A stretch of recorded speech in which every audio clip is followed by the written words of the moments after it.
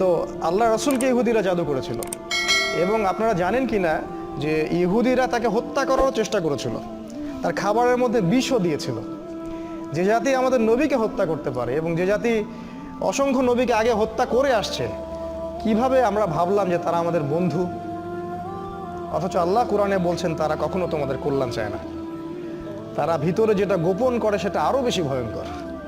ঠিক আছে? তো তিনি এই জাদুগ্রস্ত হয়ে রাসূল সাল্লাল্লাহু আলাইহি ওয়াসাল্লাম যে সমস্যাটা হলো সেটা হলো তিনি ভুলে যাচ্ছিলেন, কোনো কাজ করলে মনে রাখতে পারছিলেন না। এমনকি তিনি তার স্ত্রীর কাছে গিয়েছেন কি না সেটাও মনে রাখতে পারছিলেন না। তো জাদুগ্রস্ত হলে খুব খারাপ অবস্থা হয়। এই জন্য আমার রিকোয়েস্ট থাকবে যে আপনারা অনতিবিলম্বে কোরআন, সুন্নাহ, সহিহ জিকির, আজগার, দোয়া, কালাম এগুলো শিখে নেবেন এবং সকাল সন্ধ্যা এগুলো প্র্যাকটিস করবেন। তখন ইনশাআল্লাহ কোনো জিন বা কোনো জাদুকর আপনার কোনো ক্ষতি করতে পারবে না। তো এই যে সমস্যাটা রাসূল সাল্লাল্লাহু আলাইহি ওয়াসাল্লামের হলো, এরপরে একদিন তিনি শুয়ে আছেন আর আল্লাহর পক্ষ থেকে দুইজন ফেরেশতা তার কাছে আসলেন। এসে তারা একে অপরের সাথে কথোপকথন করছেন, আর এই কথোপকথনটা রাসূলকে জানিয়ে দেওয়া হচ্ছে। একজন ফেরেশতা আরেকজন ফেরেশতাকে বলছেন এই ব্যক্তির কি হয়েছে। ওই ফেরেশতা জবাব দিচ্ছেন যে তাকে জাদু করা হয়েছে। আবার ইনি বলছেন কে জাদু করেছে, মানে কথোপকথনের মাধ্যমে তাকে মেসেজ দেওয়া হচ্ছে। উনি বলছেন যে অমুক মহিলা জাদু করেছে। তিনি বলছেন জাদু কি দিয়ে করা হয়েছে? উনি বলছেন জাদু চুল দিয়ে করা হয়েছে। ইনি বলছেন জাদু উপকরণ কোথায় আছে? উনি বলছেন জাদুর উপকরণ অমুক কুয়ার নিচে আছে, অমুক কুয়ার নিচে আছে। এবার তিনি মেসেজ পাইলেন যে জাদুর উপকরণ আসলে কোথায় আছে। এই মেসেজ তো আর আমরা পাবো না কেউ জাদুগ্রস্ত হয়ে গেলে, তখন জিনকে সামনে হাজির করায় কথা বলতে হয়, তারপরে সে উপকরণ বলে দেয়। এই ট্রিটমেন্টটা খুবই ভয়ঙ্কর, আপনারা যদি দেখে থাকেন তাহলে দেখবেন ভয় পেয়ে যাবেন। যাই হোক, তো রাসূল সাল্লাল্লাহু আলাইহি ওয়াসাল্লামকে মেসেজ দেওয়া হলো যে জাদুর উপকরণ ওই কূপের নিচে আছে। তিনি সকালবেলা উঠলেন এবং উঠে আলী রাদিয়াল্লাহু আনহুকে বললেন, আলী রাদিয়াল্লাহু আনহু, যে আলী ওই কূপের নিচে জাদুর উপকরণ আছে, ওকে ধ্বংস করে আসুন। এই একমাত্র সাহাবী যার জীবনী পড়লে আমাদের ঈর্ষা হয়। শুরু থেকে যখন তার বয়স 6-7 তখন থেকে ইসলামের পাশে তিনি দাঁড়িয়ে আছেন। আর এই সাহাবীকেও মানুষ হত্যা করেছে, আলী রাদিয়াল্লাহু আনহুকেও মানুষ হত্যা করেছে, এবং যে হত্যা করেছে সে বলেছিল যে আল্লাহর শুকরিয়া যে আল্লাহ আমার হাতে সবচেয়ে নিকৃষ্ট মানুষকে হত্যা করালেন। তাহলে এই যে আমরা একটা সমাজে কথা শুনি না যে লোকটা দোষ না করলে কি আর এমনি জেলে আছে, ঠিক না কথাটা? ভালো মানুষকেই এইভাবে মরতে হয়েছে। শুধু তাকে নয়, উসমান রাদিয়াল্লাহু আনহুকে শাহাদাত বরণ করতে হয়েছে, ইভেন আমাদের রাসূলকে বিষ প্রয়োগ করা হয়েছে, অনেক নবীকে হত্যা করা হয়েছে। যাই হোক, তার জীবনীটা পড়লে দেখবেন যে তিনি শুরু থেকে ইসলামের পাশে একদম পাথরের মতো, পাহাড়ের মতো। তো উনি গেলেন, গিয়ে ওই উপকরণটাকে ধ্বংস করলেন এবং রাসূল সাল্লাল্লাহু আলাইহি ওয়াসাল্লাম কাছে এসে অনুমতি চাচ্ছেন যে ইয়া রাসূলুল্লাহ, আমাকে অনুমতি দেন, যে আপনাকে জাদু করেছে ওকে আমরা গর্দান উড়িয়ে দিব, গর্দান উড়িয়ে দিব। এবং সাথে উমর রাদিয়াল্লাহু আনহু ছিলেন। কারণ তো বিশাল অপরাধ, ইসলামিক স্টেটের যিনি ডিপার্টমেন্ট অফ প্রেসিডেন্ট তাকে আপনি জাদু করেছেন। এখন তো ইসলামিক স্টেটের বা একটা দেশের কাউকে যদি সামান্য একটা ওয়ার্ডও বলা হয় তাহলে তো তার অবস্থা খারাপ, আর সেটা তো বিশাল ব্যাপার। কিন্তু আমাদের নবী মুহাম্মদ সাল্লাল্লাহু আলাইহি ওয়াসাল্লাম ছিলেন মানবতার মুক্তির দূত। তিনি বললেন যে আমি ওই মহিলাকে মাফ করে দিলাম। তিনি বললেন আমি ওই মহিলাটাকে মাফ করে দিলাম। কারণ এই যে ঘটনাটা ঘটলো, এটা আসলে কাদের জন্য ঘটলো জানেন? তার উম্মাহর জন্য ঘটলো। এই ঘটনাটার মধ্য দিয়ে আল্লাহ পাক আমাদেরকে 2টা সূরা দিলেন, যাতে কিয়ামত পর্যন্ত মানুষ এই সব সমস্যা থেকে বেঁচে থাকতে পারে। এটা আল্লাহর হিকমা, প্রজ্ঞা। আল্লাহ পাক ইউসুফ আলাইহিস সালামকে জেল খাটাইছেন, খাটান নাই? ইউসুফ আলাইহিস সালামের ওই জেলে যাওয়ার বদৌলতে লক্ষ লক্ষ মানুষ দুর্ভিক্ষ থেকে বেঁচে গেছে, বেঁচে যায় নাই? এই হলো আল্লাহর হিকমা। মাঝে মাঝে যে বিপদগুলো আমাদের হয় এর পিছনে কোনো না কোনো কল্যাণ, খায়ের থাকে, যেটা আমরা বুঝতে পারি না।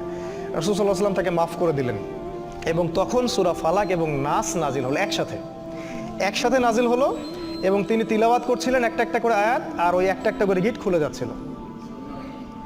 ঠিক আছে? এই হলো এর শানে নজুল বা নাজিলের প্রেক্ষাপট। এবার আসেন এর ফজিলত 2টা বলি। সূরা নাস এবং ফালাকের স্পেশাল কিছু ফজিলত আছে। যেমন একটা হলো, যে ব্যক্তি, একটু মনোযোগ দিয়ে শুনবেন, যে ব্যক্তি সূরা ফালাক, সূরা নাস এবং সূরা ইখলাস এই 3টা সূরা সকালে এবং সন্ধ্যায় 3বার করে পড়বে, যদি সকালে পড়ে সন্ধ্যা পর্যন্ত যাবতীয় হঠাৎ বিপদ থেকে বেঁচে থাকবে। হঠাৎ বিপদ, ধাপাস করে কোনো বিপদে পড়বে না ইনশাআল্লাহ। আপনি খেয়াল করে দেখবেন সব পরিবারে যাচ্ছে মাইক্রো নিয়ে বিয়ে খাইতে, ডেট, স্পট ডেট, তাই না? হঠাৎ করে দেখবেন সকালে ঠিক মতো আসছে, হঠাৎ স্ট্রোক নাই। হঠাৎ বিপদ ইনশাল্লাহ সে পড়বে না।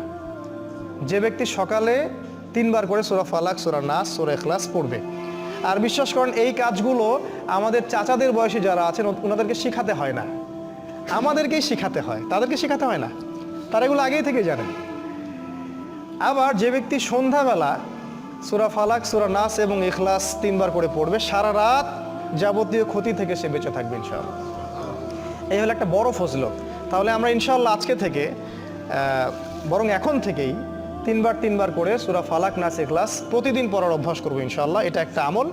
দ্বিতীয় একটা ফজিলত হচ্ছে ঘুমানোর পূর্বে যখন বিছানায় যাবেন, অনেকগুলো সুন্নাহ আছে, বিছানা ঝেড়ে নিতে হবে, লাইটস অফ করা, প্রয়োজনে পারলে ওযু করবেন, আয়াতুল কুরসি পড়বেন, তাসবিহ তাহলিল করবেন, পারলে সূরা মুলক পড়বেন। যদি কিছুই করতে না পারেন কমপক্ষে সূরা ফালাক, সূরা নাস আর সূরা ইখলাস 3 বার করে পড়বেন। সিস্টেমটা আমি দেখাই দিচ্ছি যে প্রথমে হাত সামনে নিয়ে বিসমিল্লাহির রহমানির রহিম পড়ে সূরাতুল ইখলাস, আবার বিসমিল্লাহ বলে সূরাতুল ফালাক, আবার বিসমিল্লাহ বলে সূরাতুল নাস, একবার করে পড়লেন, পড়ে এভাবে ফু দিবেন, দিয়ে মাথা থেকে নিয়ে যতদূর পর্যন্ত পারেন এভাবে মাসেহ করবেন একবার, তারপরে আবার একবার, তারপরে আবার একবার, মোট 3 বার। 3 বার কেন, এটা আমি এখন এসে বুঝতে পারছি কেন 3 বার, স্টুডেন্ট লাইফে বুঝতে পারি নাই। আসলে কোরআন এবং সুন্নাহর এত জ্ঞানের সমুদ্র যেখানে আমরা হাবুডুবু খাচ্ছি, আসলে কোনো কুল কিনারাও খুঁজে পাচ্ছি না যে আসলে কি সলিউশন দিব। তাই যতই জানি ততই মনে হয় যে আমি কিছুই জানি না।